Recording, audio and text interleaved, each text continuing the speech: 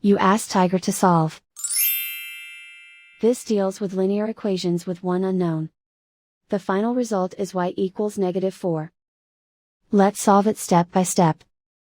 Group all constants on the right side of the equation. Add 5 to both sides. Simplify the arithmetic.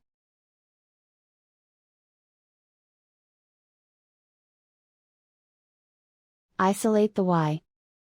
Multiply both sides by inverse fraction 2/1.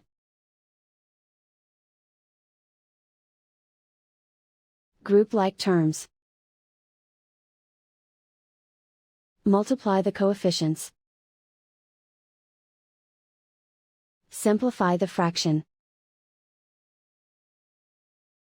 Simplify the arithmetic. And so the final result is y equals -4.